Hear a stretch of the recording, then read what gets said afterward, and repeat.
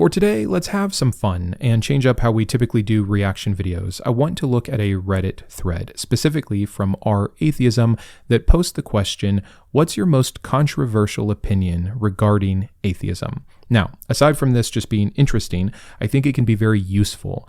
Many people who are in the in-between doubting and deconstructing have been afraid of the term atheism, and many people in general are confused about what atheist or atheism really is. This problem is only made worse by all of the Christian apologists and pastors and teachers that continue to say things that are blatantly untrue about the atheist position. So hopefully this clears some things up, and one of the things I hope it clears up is that we are not all a group. We do not all agree. This is not a religion. You don't have to believe a particular thing to be considered an atheist. I've done many videos explaining exactly how simple atheism is, but today I hope that you will see the nuance of individual people that just don't believe in this God. For each of these controversial opinions, I'll be giving my own take, and I'm sure many of you will disagree with me, and that's great. Please let me know in the comments where you think I'm wrong. So, I will read you what the original commenter posted.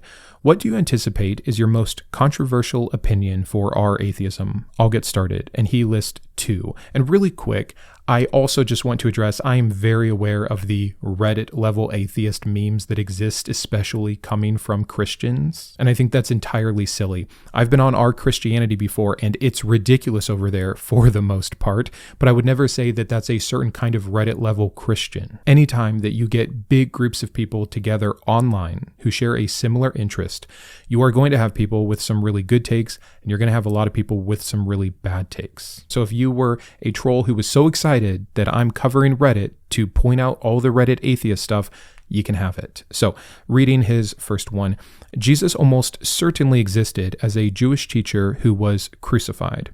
I don't actually think that that is a controversial opinion. I think, in fact, the minority position is the mythicist position, that this Jesus never existed at all, even as a mere mortal. Now, I could be wrong. I'm not an expert in this field, but just even from some of the biblical writings, you have Paul, you have the Gospels, and then the non-biblical writings like Tacitus or Josephus, I don't think it's outside of the realm of possibility that a figure like Jesus with a similar name or at a similar time existed in such a way to achieve the notoriety that he did and was crucified for it. Yes, have the tales been exaggerated with lore and legend and propaganda?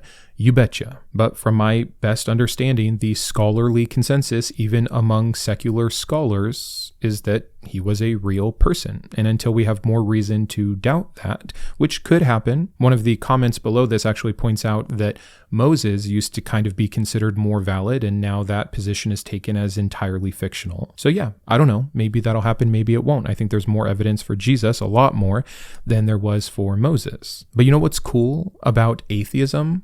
This doesn't matter. Whether Jesus was real or not, there is an impact associated with a character in history, and that impact is very real. And that's really what I care about. Of course, if you're a Christian, it matters if Jesus was a real person, but I see too many atheists argue about this too much, and I just don't really have a big dog in the fight, but that is my opinion. He had a second one, but I also don't think that was that controversial, and it gets repeated, so we're just going to get into the comments. If the Abrahamic God were real, he is evil, and we shouldn't worship him anyway. Again, I'm not so sure this is a controversial take. Most people who were raised in an Abrahamic tradition and actually know the scripture and then end up deconverting from that religion are aware of the moral shortcomings of this God. And though Christians think it's some kind of an amazing gotcha question to ask the atheist, well, if this God were real, would you follow him? To which the atheist typically says, again, not controversial,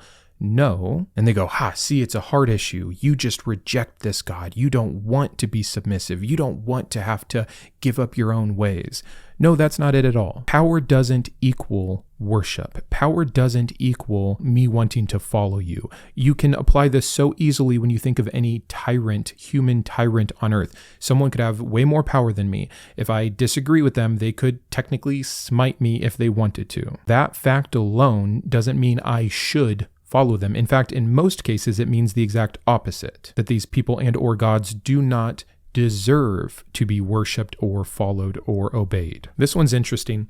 Despite the overwhelming evidence against the existence of God, absolute proof is not and never will be possible.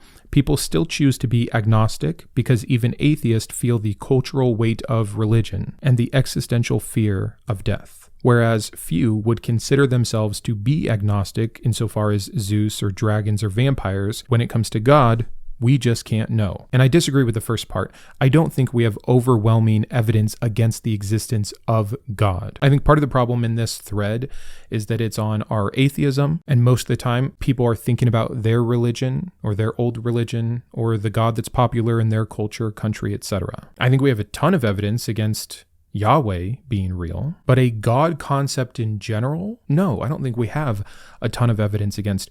Absolutely, this world could have been created by some God that I can't fathom, that I have no understanding of whatsoever, and they are gone. They have left into some other realm, and we are just ticking along on our own, and we would have no way. It is not a falsifiable position. And that's what agnosticism is referencing, our ability to know. I really, really don't think we can say there are no gods. That's what I believe. I think it's all pretty natural, but I could be totally wrong, and I would be willing to be so wrong on that. My atheism, when I use that word, is 100% applied to the God concepts that have been put forward by humans so far in humanity's history, because those claims have certain properties that make them falsifiable, and I think have been falsified. Now, onto the second part of the question.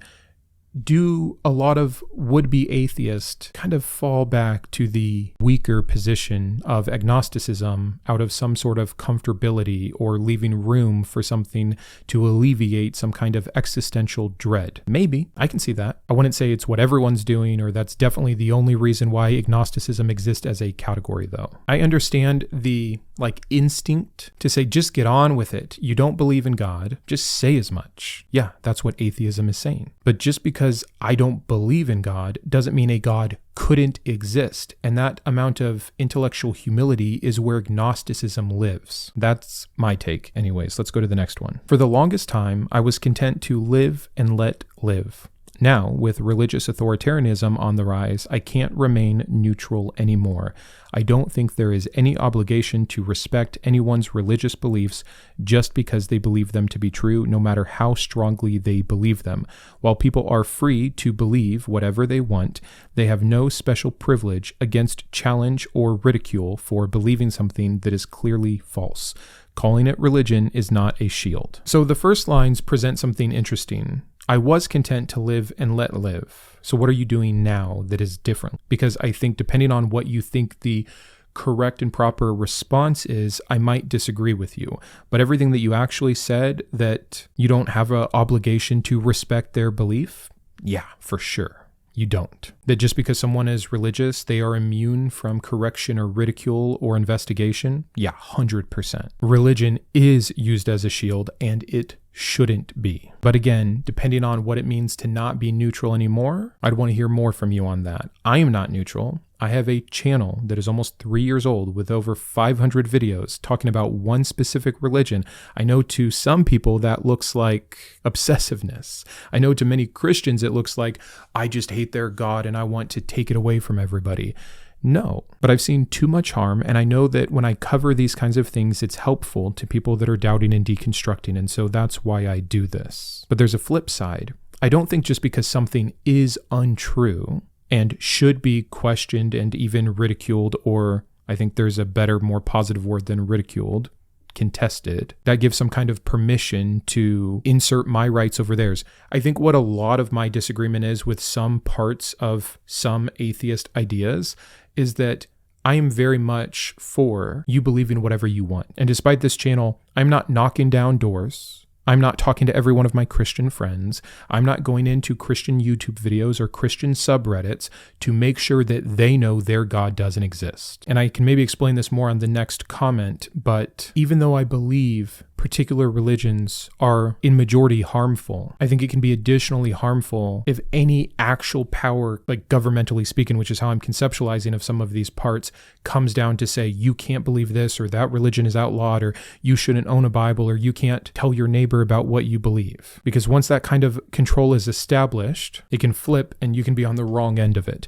So I don't know if I'm explaining that well, but there's my take. Let's get to this next one because it kind of relates. Some people's lives are actually made better by religion. It can provide a sense of community, a social safety net, and calm existential fears. I agree. And I also don't think everyone can take a 180-degree worldview shift, depending on where they're at, what trauma they're dealing with, their age, their level of indoctrination, etc., which is why I remain here.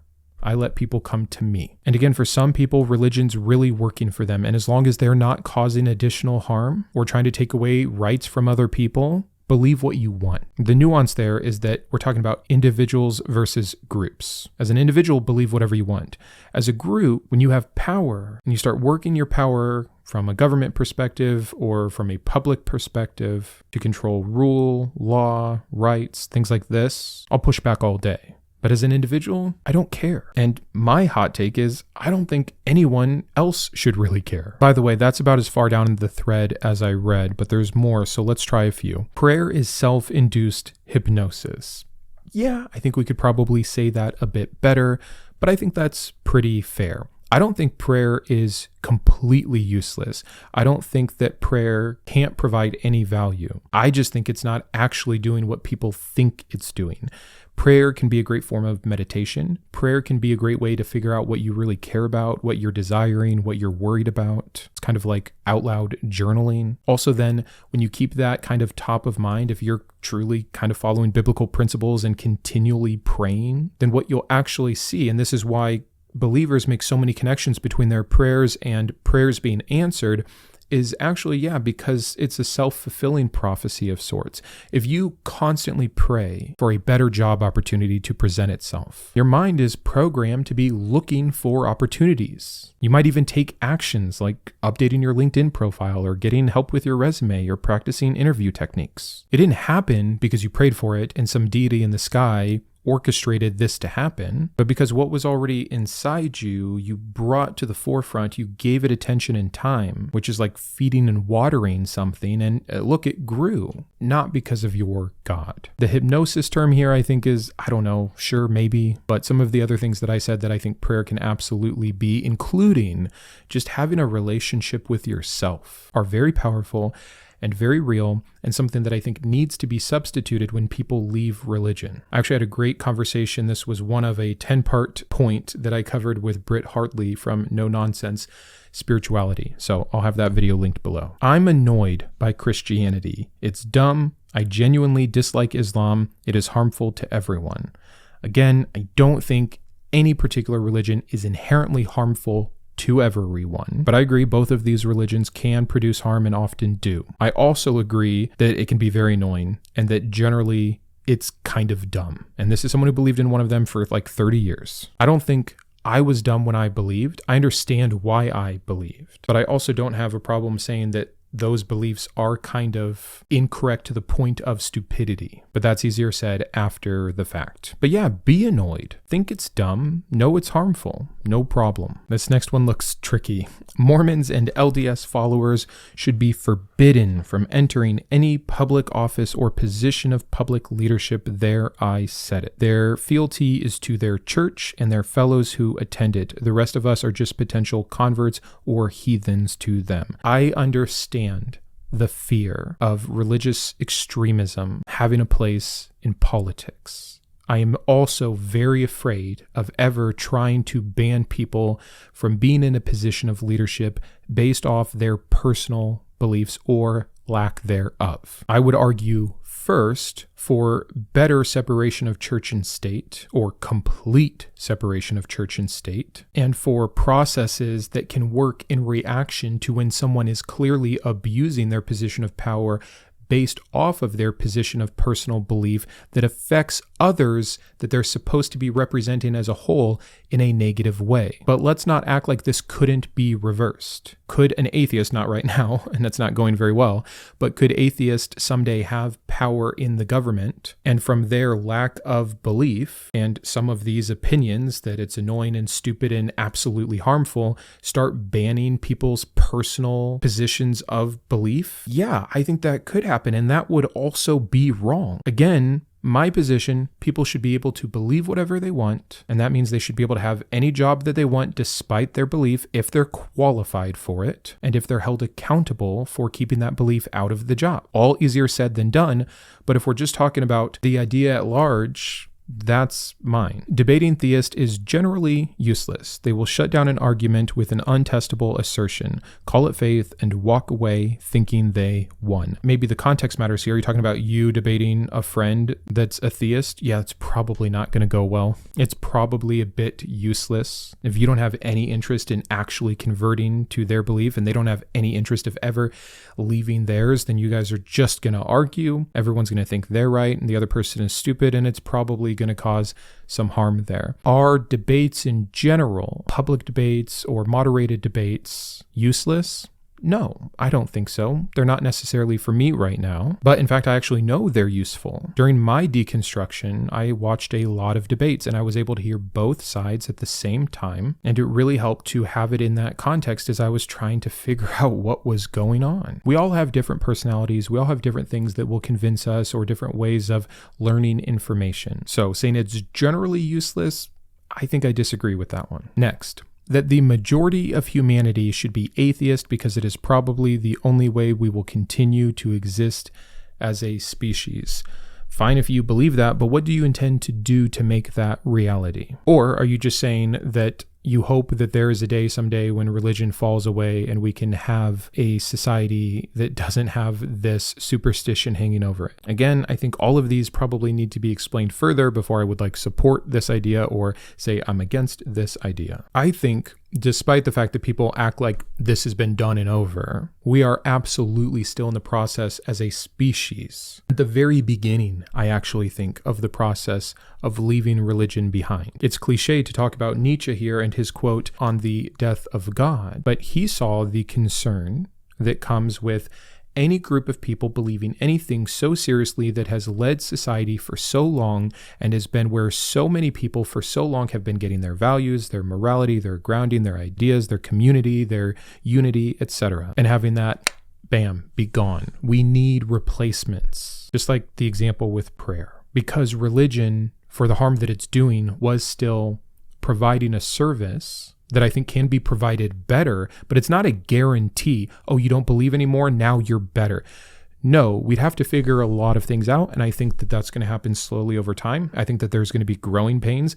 I think that the religious people in the world still will always point at those growing pains and say, see proof that atheism doesn't work, as if it's some kind of a prescription, and that will always move it back, and some people will go on, and then as it gets lesser in these religions, there will be the death throes that will look very intense, and it can lead to both sides getting more dug in, and I think that that's happened in part, but again, I think we're very early in the process. The reality is, the majority of people in this world absolutely believe in a religion. And deep down, I think that I do agree that eventually it will be nice when we can move on past this. I just don't think we're ready. We didn't go from fish to this overnight. And if we had, nothing would work. I think the sad reality is we have to let this kind of run its course. That doesn't mean we can't influence it. It doesn't mean we can't be the ones to help build better systems and replacements. I try to do that here on this channel. But I kind of went off on a tangent because the actual comment is that it's the only way we will continue to exist as a species. And I do see that because the extreme versions of religion seem to want to always end the world. And even the non-extreme parts can often have enough of a hold that we don't take other threats seriously, or we're too worried about the next world instead of this one. And all the other reasons that I understand what this person is saying, I just don't think, bam, everyone doesn't believe tomorrow means we don't have any of these issues. Well, here's one. Churches should be ineligible for 501c3 status. It would not only strip them from their tax-exempt status, but would also prevent donations from being tax deductible. Also, advertising religious organizations should be regulated the same way it is for alcohol and tobacco products. That's interesting. I didn't used to hold these opinions, but the lack of enforcement on existing tax regulations and prohibitions or political activities warrants more stringent measures. There is a way to do this without running afoul of 1A rights. Cut off their endless streams of tax-free funding, and they'll have much less influence on society within a generation or two. I think I completely agree with that. I don't really understand how they ever got away with this. It's also absolutely noted that the IRS is not following their own policy of taxing these people when they break the regulations around their limitations. It is beyond clear to me that the church uses this loophole that they have, even legally, in such a way that they end up abusing it, very often for many of them. Yes, they should not be tax exempt. If you think I'm wrong there, I really want to understand why. What am I missing? Many clergy actually know it's all just made up stories, but keep pushing it for power and attention. Yes, and because they're stuck, because it's their whole world, because it's the only skill they have to make money, because it's all they've ever known. I do not envy the people that are in actual church leadership who go through a deconstruction or deconversion. But the fact remains that yes, many clergy do know that what they believe is no longer true. And no, I don't think that they should get to stay because of those things. I just wanted to explain some of the other motivations and that it's not all just greed and power. Deconversion is one of the hardest things I think in the world. And the only way I think to make it harder is when it's also your job. Not an excuse to continue to be dishonest from there, but just an understanding of the reality of the situation. 99% of believers are atheist and know it. I disagree. As someone who was a believer for 30 years, unless I'm somehow the 1%, and I really don't think I was, I really believed. Sure, I questioned sometimes, or I wonder how that worked, or I thought that Bible verse was strange, but it was never, for a long time, near enough to say I was secretly an atheist or pretending all along. No, not at all. I understand why this person says this. When you're out, or if you were never in, it can look like the whole thing is so fraudulent and obvious and stupid that everyone is just pretending. But that's the power of religion. That's the power of indoctrination. I will agree that I might have been one of the ones that was in the deepest, along with like millions of others. I'm not like special. And I think there are layers of religious belief. And I think, yeah, there's probably a top layer there of a certain kind of person that isn't really sure or probably thinks it's not true, but goes to church anyways and says they're a Christian. And that kind of gets into cultural Christianity. I would almost flip it. I bet it's under 5% of believers worldwide of their religion who profess the belief that don't actually believe. And that number is also pulled out of thin air like this one. But if I had to err, I would err way on that side. As maybe a counterpart, I looked on Our Christianity and found something kind of similar. It's not really a list like this, but a thread that I wanted to go through. So I think I'll do that next Tuesday, just to balance things out. And if you're still here and you haven't subscribed, would you go ahead and do it? If you want to support the channel, check out the Patreon. And if you missed Sunday's video, go and watch it. I started a brand new series. I think many of you will enjoy it. Until then, keep thinking. I wanted to personally thank my top tiers of support: my Iconoclast, Anne, Boris, Chris, Greysteel, Gnarlywill, Grant, GVI, Jimmy, Joe, Kitboga, Matthew, Perry, and Shawn; my Humanist heroes, Chris, Craig, James, Jarrod, Kristi; my Atheist advocates, Aquitar, Caleb, Dakota, Dan, Drew, Jeff, Jeffrey, Jeremy, Jugs, Julie, Malcolm, Paul, Sparky, and Thomas, as well as all of my secular scholar patrons. Your support is the entire reason I can do this.